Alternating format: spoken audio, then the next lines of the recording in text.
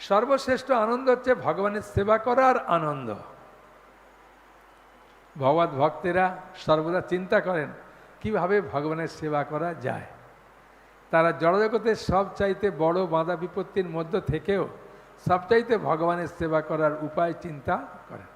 হ্যাঁ, তোমারও সেবায় দুঃখ হয় যত, সেও তো পরম সুখ। সেবা সুখ দুঃখ পরম সম্পদ না সয়ে অবিদ্যাদু।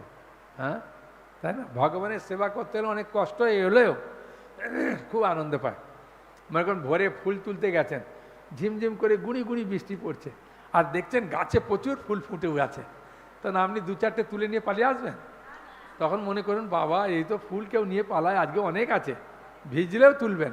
হ্যাঁ, তাই না? তাই আনন্দ আছে, সেই জন্য তুলছে। সেই জন্য বলছেন ভগবানের সেবায় যে আনন্দ আছে সেটা অন্য কোনো আনন্দতে পাওয়া যায় না। মায়াবাদীরা ভগবানের লীলা বর্ণাত্মক গল্প বলে মনে করে, কিন্তু প্রকৃতপক্ষে সেগুলি গল্প নয়, সেগুলি ঐতিহাসিক তত্ত্ব। শুদ্ধ ভক্তেরা ভগবানের লীলা বিলাসের বর্ণাত্মক গল্প কথা বলে না মনে করে, পরম সত্যকে গ্রহণ করেন।